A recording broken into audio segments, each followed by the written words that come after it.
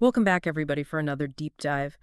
Today, we're going to be looking at something Okay. pretty creepy, an excerpt, actually, Oh. from a novella called A Face in the Crowd by Stephen King and Stuart Onan. Oh, wow. And it follows this guy, Dean Evers, who is recently widowed and just trying to find his way again, and baseball seems innocent enough at first. Yeah, like a nice way to pass the time. Yeah, his nightly ritual watching the Tampa Bay Rays. Right.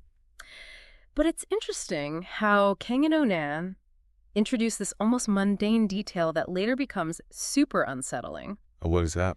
Evers can't even cook a simple meal without messing it up. Oh, no. He's constantly poking at his pork chop Oh, my to God. see if it's done. Oh, I've been there. I've been there too. Totally, yeah. Overcooking everything because I'm too scared to undercook it. Yeah. So Evers is this guy seemingly lost in the everyday. Then things take a turn for the weird Oh, at these baseball games. what happens? He starts seeing people from his past in the crowd. First, it's his childhood dentist, Okay. Dr. Young. Someone Evers apparently hated, Oh, no, not your dentist. but not exactly who you want popping up in your happy place. No, definitely not. And it's not just that these figures appear, it's the specificity of the details. What do you mean? Like King and Onan described Dr. Young's greasy hair, Oh, making him vividly real for the reader. right. It's like they're emphasizing that these aren't just vague memories, they're tangible. Almost intrusive presences. Yeah, I get that. Then Evers sees his deceased business partner, Oh, wow. Leonard Wheeler, munching on a hot dog like it's just another day at the ballpark. Oh, gosh. You'd think Evers would question his sanity at this point. Yeah, I would think so. He does. Oh, really? He tries to rationalize it. He Uh-huh. checks obituaries, talks to people, trying to convince himself it's all in his head. Sure. But that's where the novella starts to get under your skin. Yeah. It makes you wonder, is Evers losing it?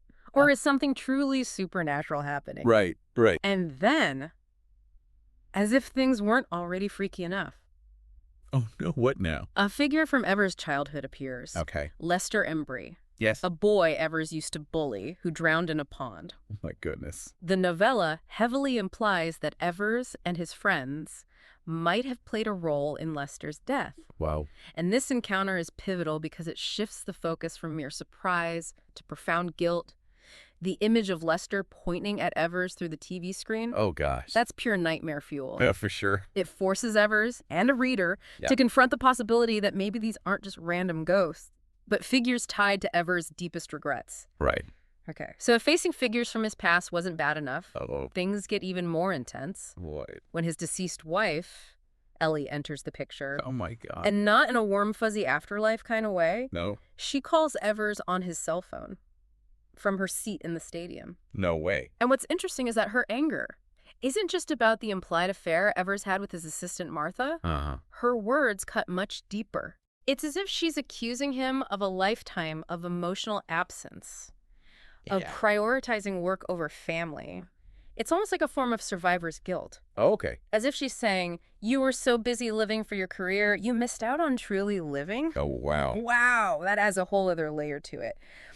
So we've got these escalating encounters with figures from Evers' past, each more unsettling and personal than the last. Where does the story go from here? Because I have a feeling it's about to get even weirder. Oh, it does. Okay.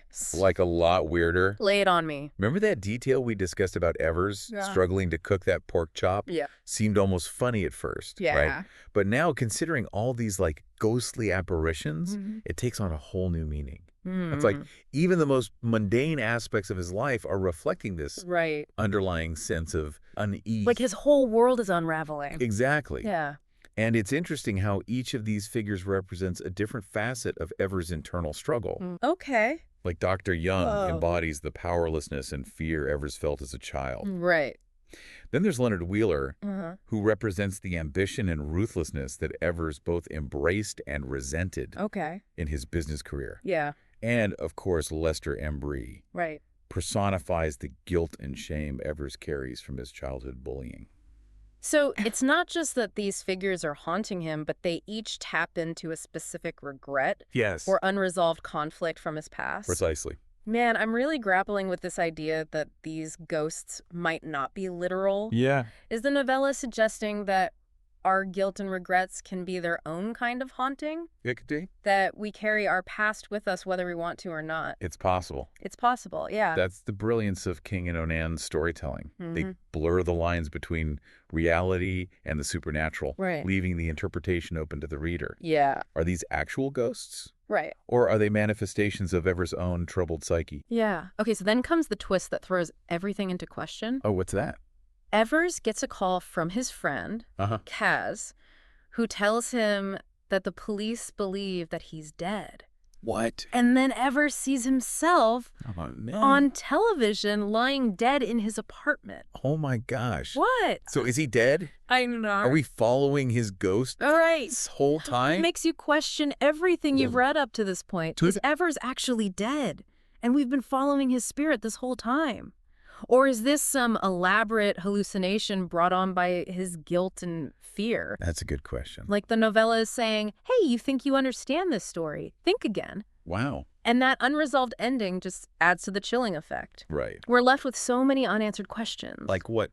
What does it mean for Evers to see himself dead? Yeah. Is he trapped in some kind of purgatory? Oh, Forced to relive his past transgressions? maybe. It makes you wonder what would happen if any of us were forced to confront our past selves in such a visceral way. Oh, gosh. What faces in the crowd would we see? What regrets or unresolved conflicts would come back to haunt us? And could we ever truly escape them? Even in death? Yeah.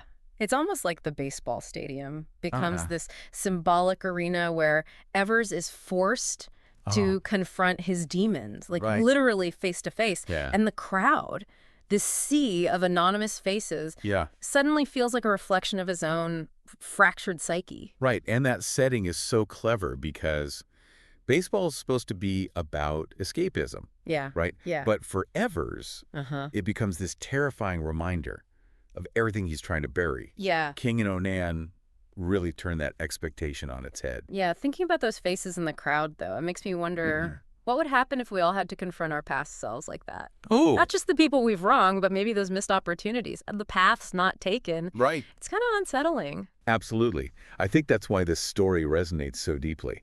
We all have those what-ifs and if-onlys that linger Yeah. in the back of our minds. Yeah. And this novella forces us to consider, what if those regrets took on a tangible form? Right. What if they weren't just abstract thoughts, but actual figures Mm-hmm. we had to face? So we're left with this image of Evers heading to the game in person, Yeah. surrounded by these figures from his past. Right. And the novella just ends there, It goes. leaving us to grapple with all these unanswered questions. Was Evers' guilt and fear manifesting these ghosts? Was he dead all along? Or was it something else entirely? It's a good question. I know. What's so brilliant is that King and Onan don't offer any easy answers. Oh. They leave it open to the reader Yeah. to decide what to believe. Hey, yeah, I mean, that's the mark of a really good story. Yeah. It's a story that lingers long after you've finished reading it. For Right. just really examine your own life and the choices you've made. I know I'll be thinking about those faces in the crowd for a while. Yeah. And I'm definitely adding the full novella to my reading list. If this deep dive has piqued your interest, I highly recommend checking it out. It's a quick but thought-provoking read that'll leave you questioning the boundaries of reality and the depths of your own psyche.